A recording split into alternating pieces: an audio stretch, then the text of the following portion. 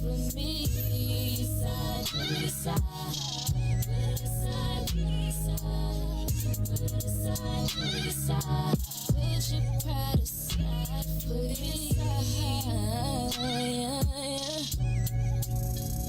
On me.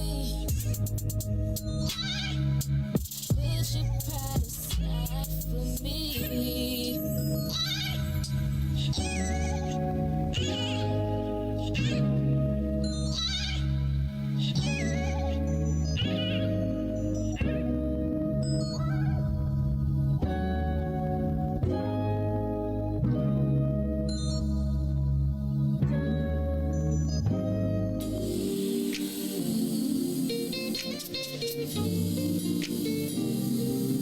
Better be careful, baby, be careful.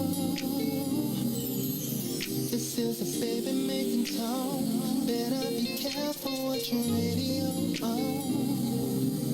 This is a baby making tone. Better be careful what your radio on.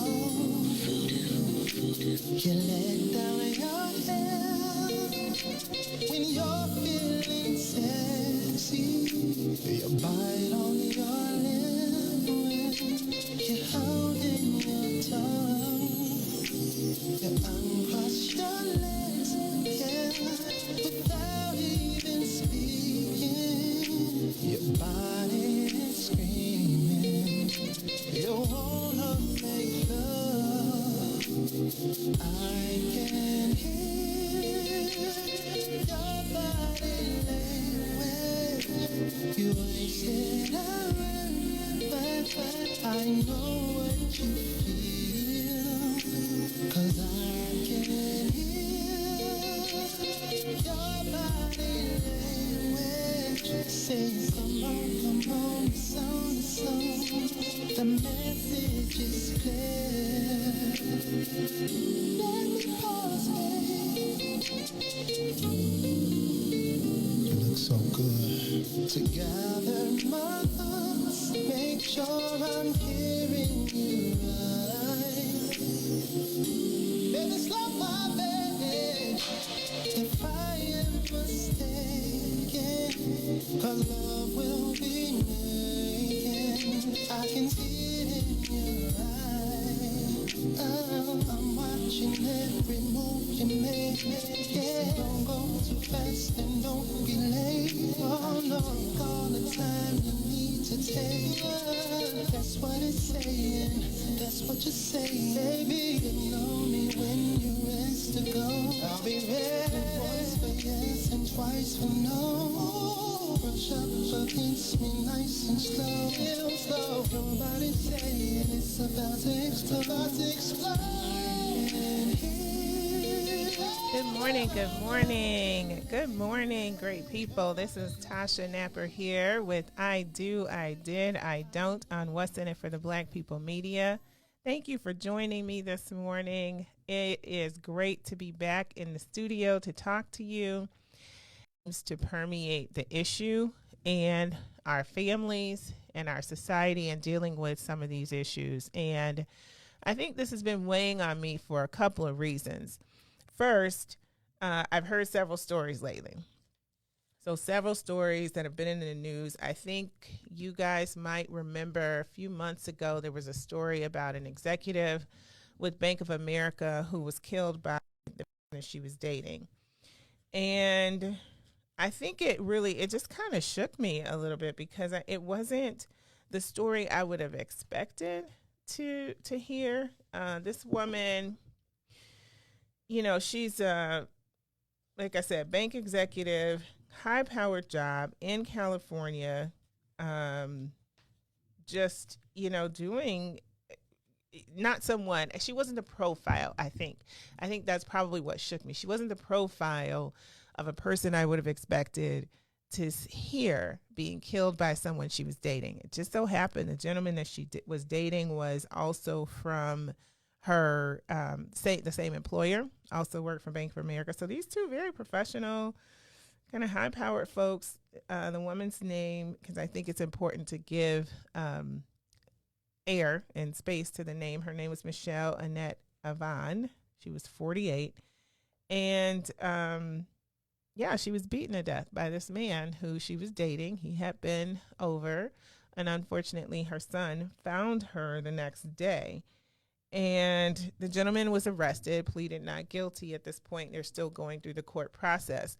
But what's true is she is no longer with us. And again, it shook me a little bit like, wow, that's just not what I would expect, a story I would expect to hear about a woman at that level. And that's not to say that it doesn't happen to women. It does. It happens a lot. And it happens a lot to a lot of people, no matter what their social status is, no matter the high-powered jobs. This really does happen a lot. And it happens a lot in divorce as well. So it's one of the reasons I wanted to make sure that I talk about this, because I don't want I kind of pride myself in having conversations and giving voice to things that sometimes we don't want to talk about, but we need to. And that's kind of what the show really is about, is making sure that we have some time, some space to say the things that aren't said, to give others permission to talk about it. And so that's the topic I want to discuss today. I, again, keep hearing these stories, and I will have a guest joining me, who is Lanise Martin, and she's going to talk to us about this subject. And so, as you have questions, comments, please add them. And we'll probably put up the phone number a little bit later, because it's one of those things that I want to make sure that if people do have concerns or questions or even need help, that there is a way to anonymously engage in conversation about it during this broadcast today. So I heard that story. That happened, when was this? Maybe, I don't remember exactly when it was, a few months ago. Then I heard another story. And the other story was about recently a woman who was killed, an attorney, killed in Atlanta by the man that she was dating. This just happened maybe a week or two ago. And that was in October, so it was a little bit ago. But just family at a loss for words. How does this happen? And this gentleman, was one who just he shot her on a balcony, and then just started shooting, at the police, at other people. It was just a terrible kind of situation. But again, this woman's in this relationship with this gentleman, and he shoots and kills her, and then starts to shoot at other people. And then when it comes to divorce, I know that oftentimes this can be a reason for divorce. And it is one of those reasons that is, very valid, happens often enough, but we don't always, again, give... I have so much to say about this. I think the system is very difficult to navigate at times. So, and here's what I mean. Here's another example. Gentleman, a wife, files for a restraining order. This just happened recently, and it's a story from Washington, I believe. And yeah, it was Washington, the state of Washington. And so this man, 45 years old, accused of killing his wife. And she had filed for a permanent restraining order, stating that she was very concerned about her well-being, about the well-being of their young son, who's 7 or 8. And her restraining order was denied. And she had lots of evidence or stories, at least, of things that had happened to her that caused her to fear for her life and be very concerned about it. The permanent restraining order was denied. The husband stabs her to death and does so in front of the son.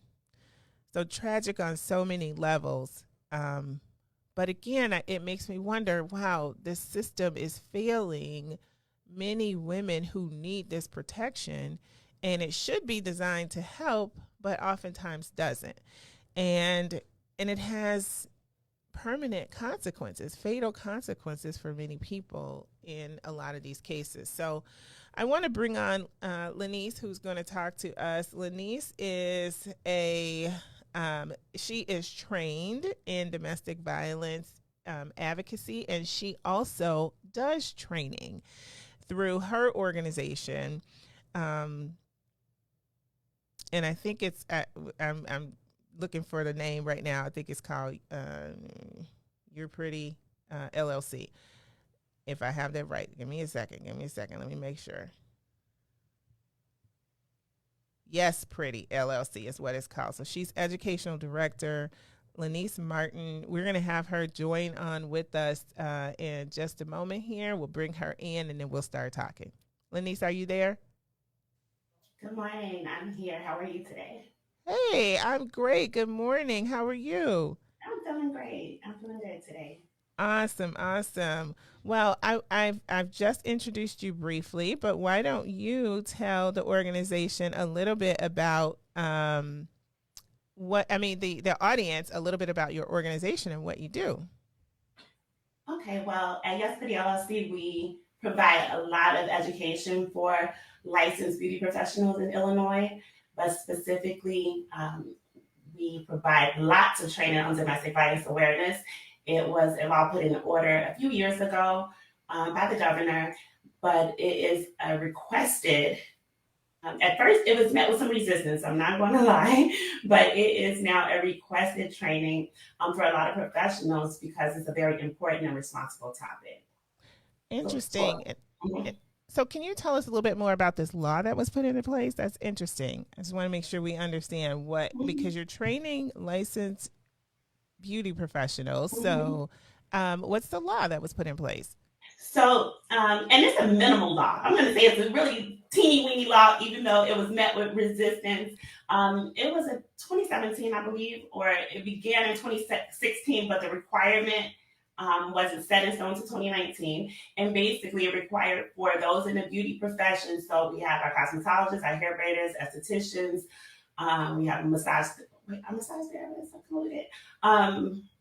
Everyone in this beauty sector in Illinois required to get a 1 hour training on domestic violence awareness. And it started with a lot of with this field because there are so many professionals who encounter it first, who see it first.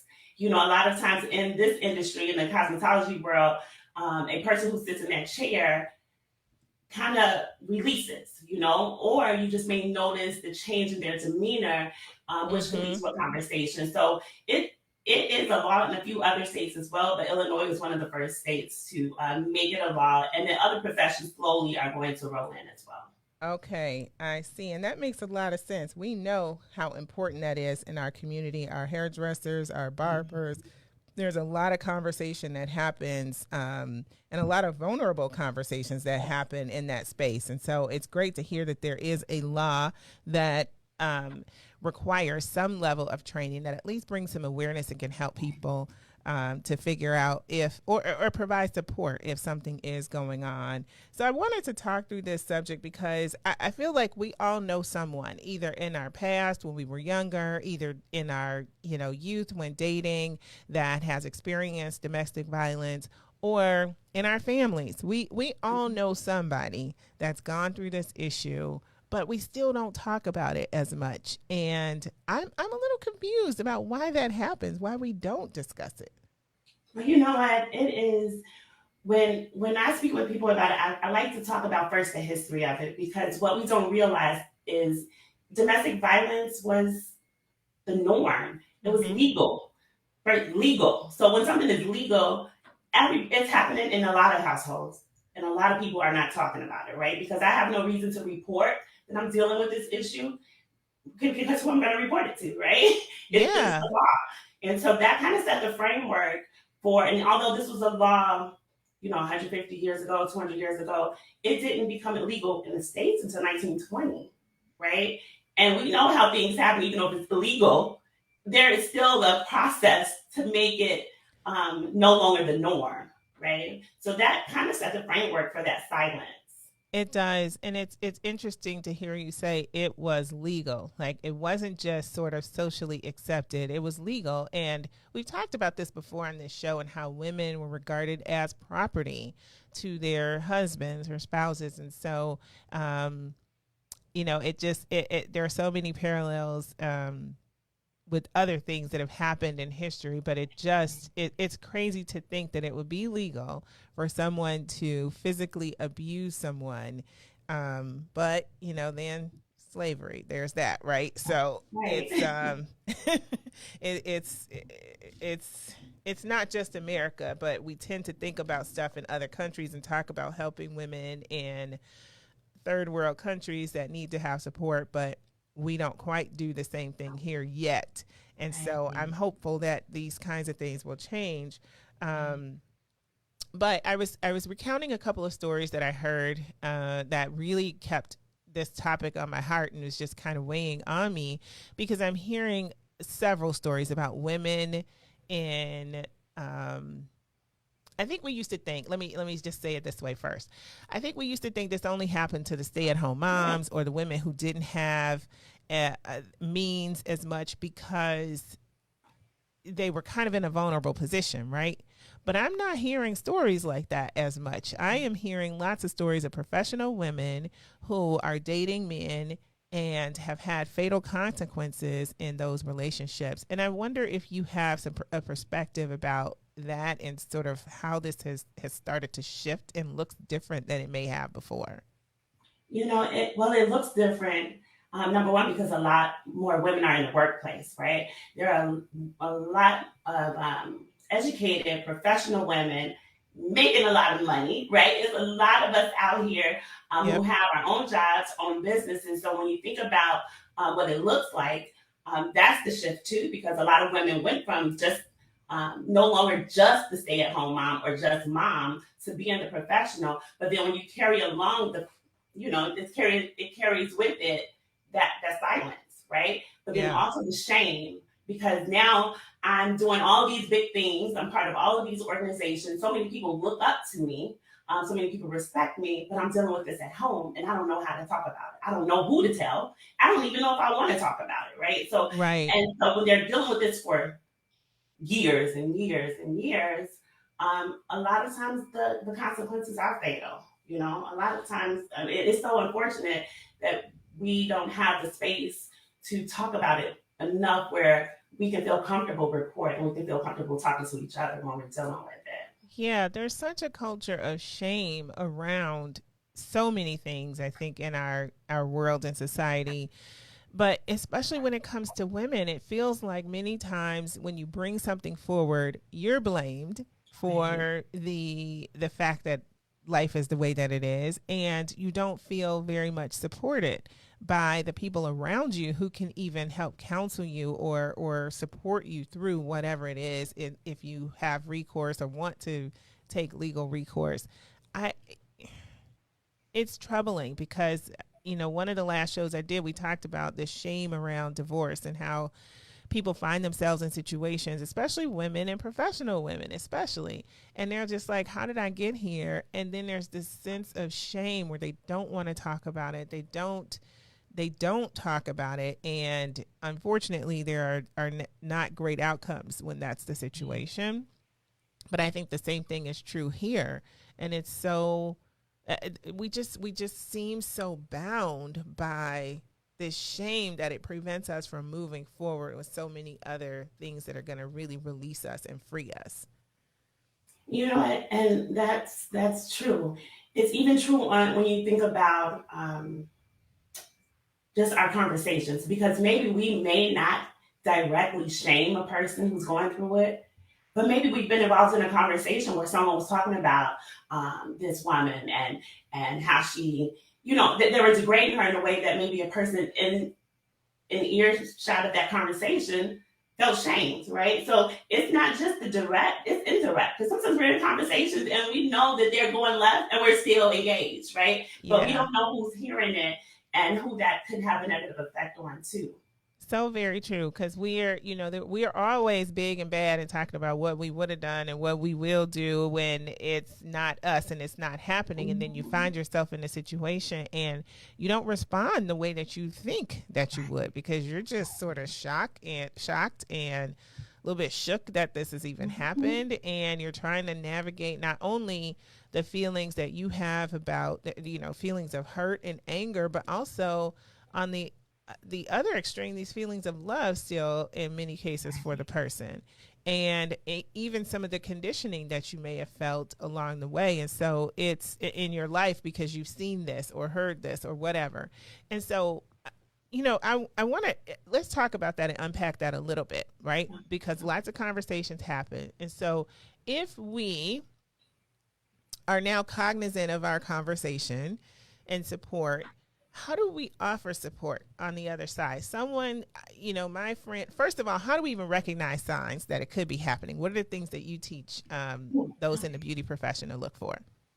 Well, that's a lot. That's a Yes. lot. So let me just okay. So when you think about domestic violence, we looking for the signs, we need to know what it is, right?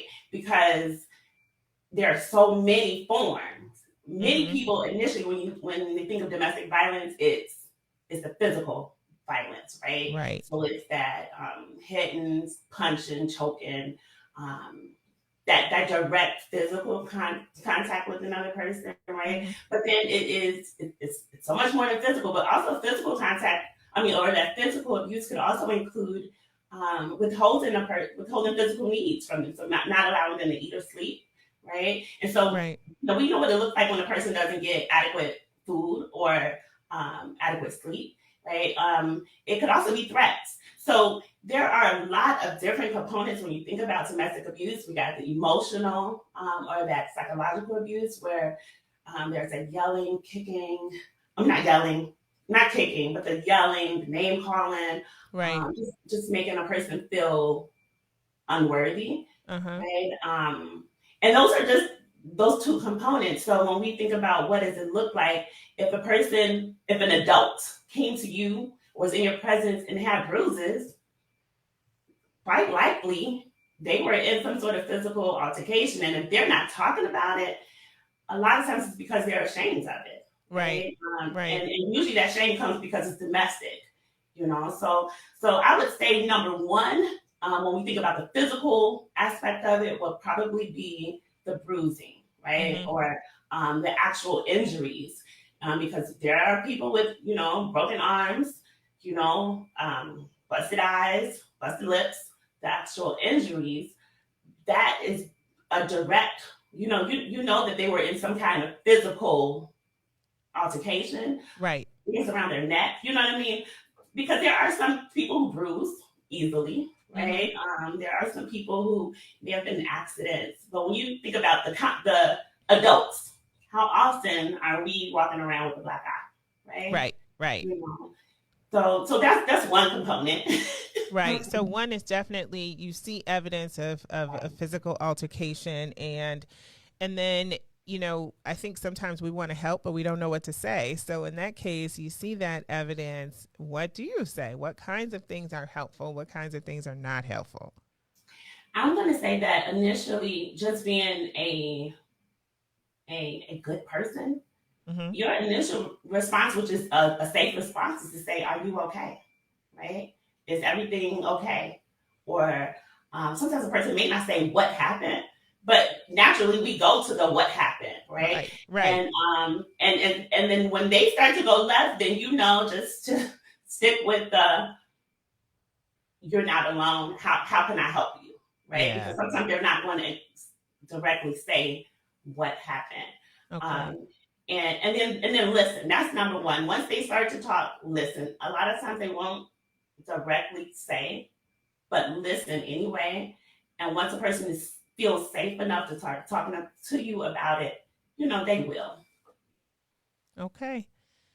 And what about some of the more emotional things? I could see a person appearing more withdrawn, and maybe they're just more absent in the relationship, and maybe they even are showing signs of depression, and you're just like, this person's disposition is just totally different from what it used to be. And so that feels like that's another moment to say, are you okay? But are there other things that we should look for? Other things that could point to abuse, you mean? Yes, that might point to abuse. That would, if you're being a good friend, and you're Right. seeing some things, and maybe you don't see bruises, right? So you're not seeing any Mhm. evidence of anything physical, but you're feeling the change, and you're not quite sure how to put your finger on what's happening. In that case, how would you suggest people approaching that to have a conversation with that person that they're suspecting might be wrong? So I like to mention using the approach that when we go to the doctor now, if anyone has been to the doctor recently, they ask you, "Are you safe? Do you feel safe?" Right? And if this is Yes, your friend, if this is someone close to you, you can ask those specific questions without pointing the finger, without making them feel shameful. Do you feel safe? Because it gives them an opportunity to express their feelings and not so much what's happening. Because sure. so many times it is they feel so much shame, they won't express what's happening initially, right? Hmm. So to get them to express their feelings, do you feel safe? Are you okay? Are the go-tos, just because it kind of helps them to unpack without feeling like they're talking about their personal business. Because that's the thing. I don't want to talk about what goes on at home. You Yes, know. yes. So We- so we've been conditioned to right, what happens at right. home stays at home. Mm-hmm. Okay. Yeah. And so, when I think about this, so recognizing the signs and helping folks to see what may be happening, just see what's in front of them, and actually give space to have a conversation about it, and for Mm-hmm. someone to express how they might be feeling in the situation. So we're going to take a very short break, and I am going to come back on the other side, and we'll talk a little bit about then, why does this happen, and what solutions and resources do we have for people. So we'll be back in about 1 minute. Oh, baby.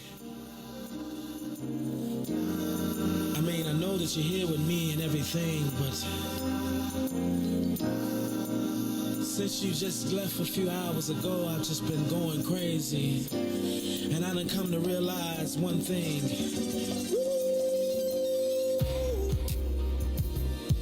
Oh, baby, I miss you. Yeah. Ooh, baby. Oh, darling. Whoa, whoa, whoa, whoa. Your love must be some kind of drug, baby. 'Cause it just keeps on calling me, calling me. And I just need a hit of your love. It's got me shaking and feeling for your touch. Baby, of you I can't get enough. It feels like I done OD'd on you, babe. I'm addicted for you. Can't stop loving 'cause I can't get enough of you, babe. 'Cause I'm so addicted to you. This must be love. 'Cause I can't get enough of your loving. I'm so addicted. Can't stop. I need you right now, baby. 'Cause I'm so addicted to you. You're always on my mind, my mind, my mind, every day.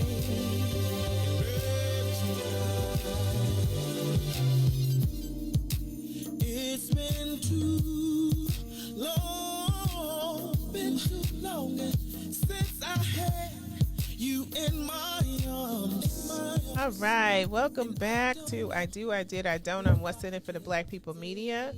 We are talking today with Lanise Martin, and we are talking about domestic violence and trying to understand what to look for, trying to also understand how to be supportive. And so we were just talking about some of the signs that we may see in individuals that may be suffering from domestic violence. We may see some physical signs, we may see some emotional signs, and we want to offer people a really safe a place in just asking them, are you safe? Do you feel safe? Not are you safe, but do you feel safe, to give them room to express what they're feeling and hopefully have a conversation about and open up to talk about and give them space to not feel shame, and hopefully to do so in a very non-judgmental way that's going to help a person to navigate through the situation that they're in. And so when we were on the other side of the break, we talked about that, and just I wanted to on this side start to talk about, why do you think this happens? Like, I'm sure in some of the, that's a very loaded question, but I'm sure in some of the training there is some discussion of what's happening with the aggressor and or the abuser, and what's happening kind of mentally, psychologically, emotionally with the person who is being abused. And so we tend to, when we were just talking about being supportive and not being judgmental, we tend to say things like, well, why are you still there? And, I wouldn't, I won't, I'll never, those kinds of statements that don't really feel supportive, I think, and definitely feel judgmental for the person that's in the situation. And so why do you think it happens from the abuser side? And then why do you think it happens from the person who's being abused? A question I don't think we can answer. You know what I mean? Yeah. There is so much generational, you know what I mean? Yes. Um, and so I don't really think it's something you can directly answer, because it's a lot of factors. Some see it happening in their families and they just feel it's norm, right? And then some, as far as, and that's on both ends of the abuser and that victim or survivor.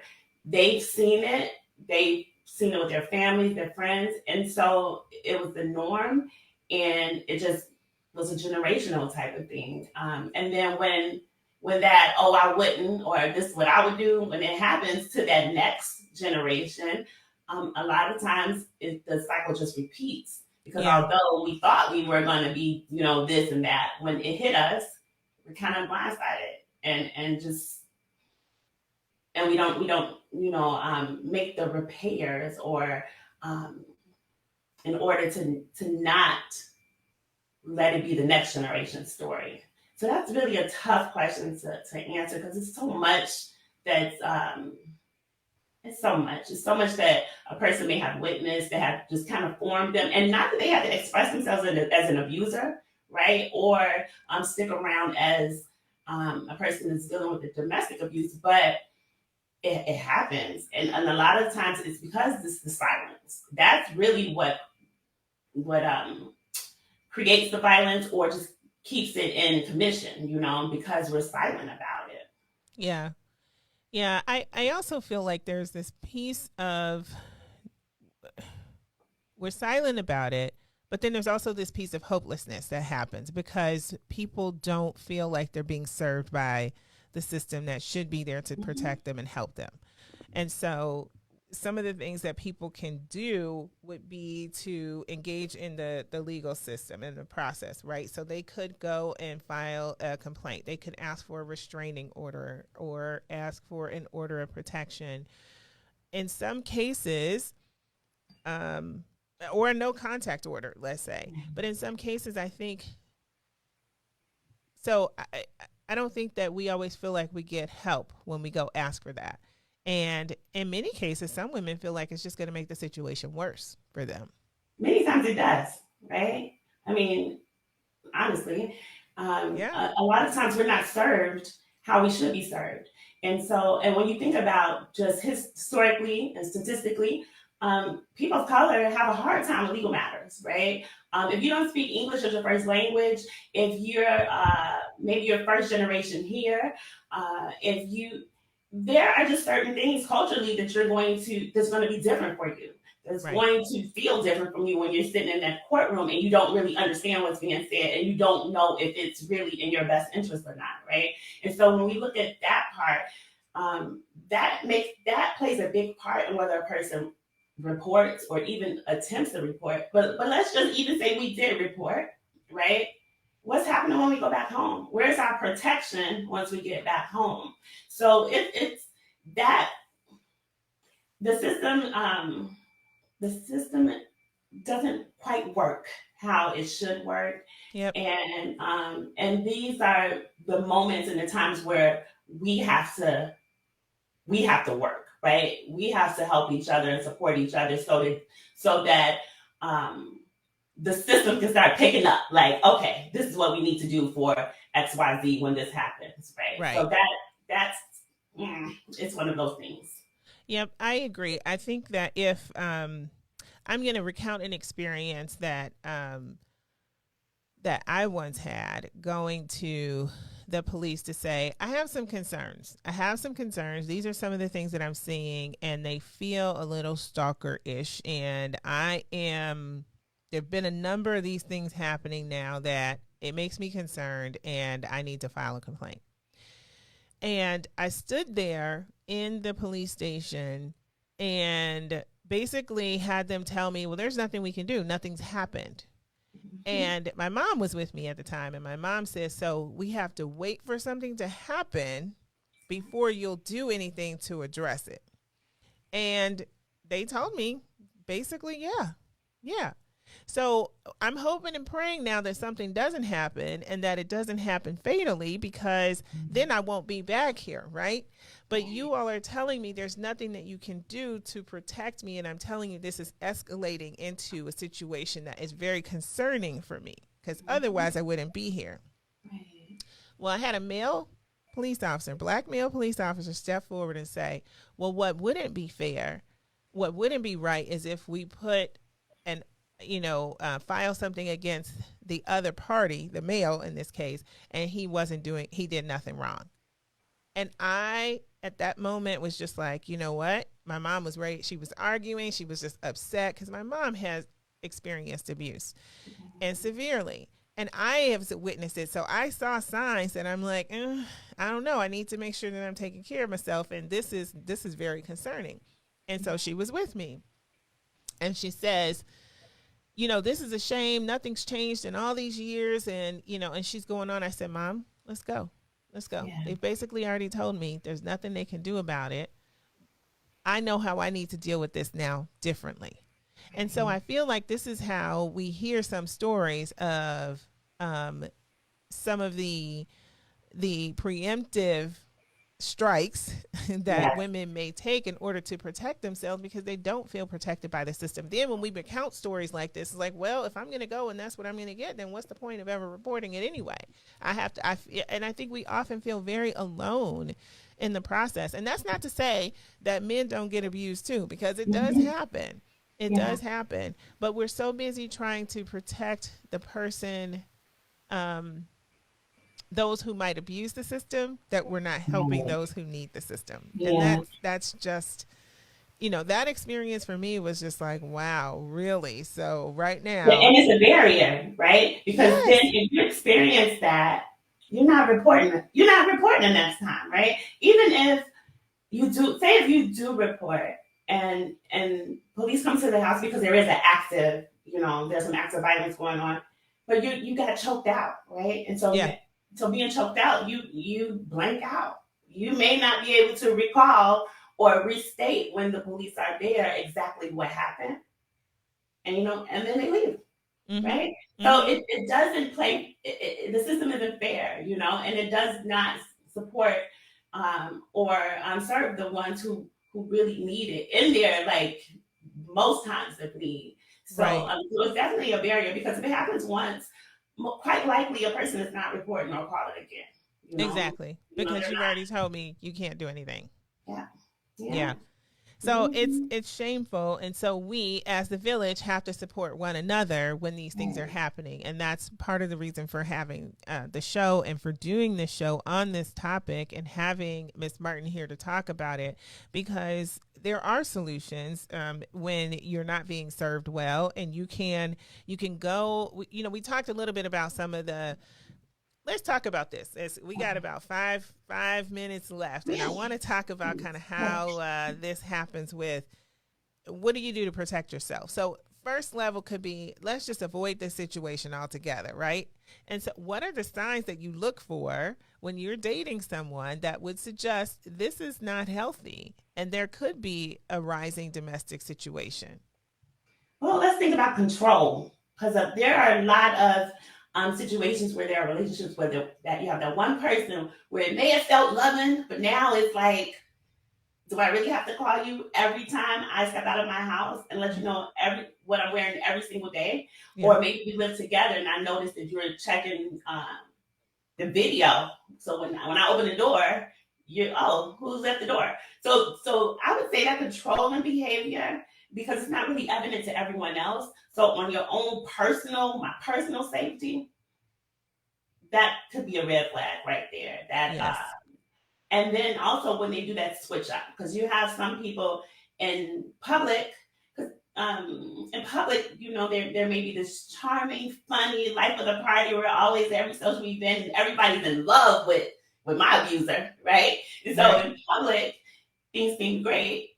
The minute we get in the car, it's a nightmare. And those are the kind of things that, you know, because this is the way where this abuser is going to control the whole story. Because nobody's going to believe you. Exactly. If I have to say, like, no, this is what happened. No, I can't believe that, right? So when you start to see those switch ups in personalities, those are the types of red flags that could mean this relationship is going towards that abusive angle. Excellent point. Excellent point. And so if you're seeing those things, see the signs, right? See the signs so that you can avoid them or take some other actions, or really, really seriously consider and not ignore what you see in front of you. Because if it doesn't feel right, it probably isn't. It probably isn't. And don't discount what we feel. As women, we are so good at doing that to ourselves, where we will deny the intuition. We will overlook our feelings for the sake of another, and it puts us in some unsafe situations oftentimes. So you see those signs of controlling or that switch up, like you just mentioned, you know, it's time to think about, is this a relationship that you want to continue in, and is it going to serve you well? And probably not. But if you're definitely feeling some concern, then, you know, listen to that, believe that, right? Yeah, and like you mentioned, like we don't want to discount that gut feeling and let our love and our hope trump it, right? Because Yes. sometimes we want this relationship to work so bad, you know, all my sisters married or all my friends or all this, and maybe we also may feel the pressure from them to keep this relationship up, but we cannot discount when we start to feel something's not right. We definitely need to look into it, because that love and that hope could help us blind to where we're not paying attention anymore. And we might start to feel like it's our fault. So when we start to lean that way, where we're feeling like, okay, let me cook dinner earlier, you know, or let me make sure this is different. We start to feel like it's us, then we really need to take a step back if we're still in a mental space where we can do that, you know, because a lot of times women leave that space to where they're no longer seeing abuse, you know. Yes. And so in comes the village. We've already talked about the law. I'm going to not go there again. It is important that you still create the paper trail, even when, you know, folks have said there's nothing we can do until something happens. If something does happen, absolutely it needs to be reported, so that you at least have the paper trail that the legal process requires, should you need to get to the point of needing an order of protection or no contact order or something like that. So even though you know that it may not serve you well, you still need to do it, because you're going to need, yes, absolutely. And so then we got, you know, you've got avoiding the situation, knowing the signs so that you make good choices. Then you've got the legal aspect. But then what else do you do? And I feel like that last thing is probably you run. You're in a situation. You can't get out of I won't say you can't get out of it. You're in it now. You are in it. the abuse is happening. You're trying to find your way out. You're looking for your family and support. And honestly, I feel like a restraining order or order of protection is not going to help you in a case where someone is really just hell bent on They're hurting ready. you. Yeah. They're not going to they don't respect you. They're not going to respect that piece of paper or the law necessarily. And so that for some people it may cause them to step back because they think about what could be lost in a situation. But I'd say for most, probably not. You know, if they're hell bent on it, they're coming regardless, right? Totally agree. So the paper is not going to stop them. And as that victim going through the abuse, yes, it's time to make a plan, Yeah. because we don't want to run and not have certain things in place to where we have to run back to the abuser, right? Yes. Because that comfort might be, that home, that car, that paycheck, if the abuser is the breadwinner, right? That comfort is maybe children being in a home where you feel is best for them. And so before running, we want to make sure that if it's us, if it's a friend, a family member, that they have a plan in place so that when they do make the moves to leave, they're able to do it without feeling like they need to run back. So they may need educational resources, childcare resources. They may need to learn how. I mean, you have some people who don't know how to manage a bank account or open a bank account for that matter. So there may be some steps first before. This is dependent on the situation, though. If it's life or death in that moment, they have to make a decision to run on their own. But if it's just a situation where they're going through domestic abuse and they know it's going left, it's time to make a plan so that when you're ready to make that move, you can do it the most effective way possible. Right. Your plan is going to help you build confidence to do it and confidence that you'll be okay afterwards. And so that will mean, and it's the same thing that we talk about here in terms of divorce is you need that plan. You need to understand what you need, what you can do, what resources you have, what recourse you have in order to move forward, because it does build confidence that you can get through it and that you can do it successfully. And I think that's what's missing a lot of times is that confidence that I'm going to be okay. If I leave this situation, I won't be worse off. Yeah, and that confidence comes too from conversation, right? Because if I've gone through it and I'm okay talking to you about it, then you feel confident. Like I can do that too. Even if you don't ever tell me a word and I don't even know you're going through it, if I'm okay sharing my situation, my story, or what I'm going through, that next person gets that confidence too. So that's where, how we began with that code of silence. Breaking that code of silence helps so many people to get through it because there's that hope. There's that, it can kind of eliminate that fear of starting over, that fear of, I don't know where to go. If we're talking about it more people get that confidence to do what they need to do. Absolutely, because you see it's possible and that it happens. You have a live example in front of you and someone who understands how you're feeling because they've been there. They can relate on a whole different level. So it is so important. There's so much power in our stories and we're often very afraid of sharing those, but there's so much power for us in reclaiming our story and our power by telling it, but also in what we give to others in terms of inspiration, in terms of encouragement, in terms of confidence. So thank you so much, Lanise. I want to make sure that we have resources for folks. So in a quick moment, I want to, and I will put these resources also in the comments so that you all have access to them. But could you run down just a couple that you might have available for anyone who is in this situation and looking for help? Absolutely. Now, so I don't have the phone numbers directly in front of me, but Between Friends is one of my favorite organizations here in Chicago, the Chicagoland area. Actually, they're further north. Um, they provide a lot of resources for people who are dealing with domestic abuse, along with housing and that therapy, because a lot of people, those components are sometimes missing, but also just navigating the legal system. The state of Illinois also has a domestic violence hotline because a lot of times, and I'm going to mention this just from a friend's point of view, we don't know what to do, right? Yeah. We may be in a situation where we're still confused. There are a lot of organizations have that 24-hour hotline where you can call as a friend, you can call as a family member, get some resources, find out how to talk to the person you know who's dealing with it. That's So, great. and then, Between Friends, I'm going to give the number for Between oh yeah, Friends. It's 1-800-603-HELP, which is 1-800-603-4357. It is a 24-hour hotline, and their website is betweenfriendschicago.org. And then that State of Illinois Domestic Violence hotline, that's a 24-hour hotline, is 877 2NDV for domestic violence, 877-863-6338. There's also the Chicago Metropolitan Women's Network, 312-527-0730. So thank you so much, Lanise. I hope that this information has been helpful for those listening. Again, this is all about making sure that you are better on the other side of whatever the situation is. And domestic violence can very much be one of those that happens in relationships, that happens in marriage. And we want you to make sure that you have the resources to be safe and to thrive on the other side of it. Take care. Love you guys. Have a wonderful rest of your Sunday. I say you clingy and you contradict. Give you my heart, you think it's counterfeit.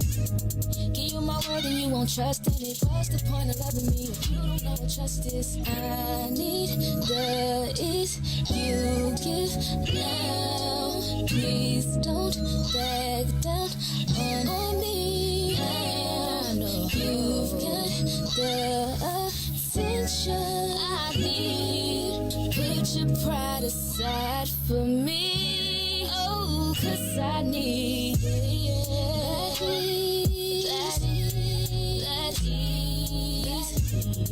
that ease. Put your pride aside for me.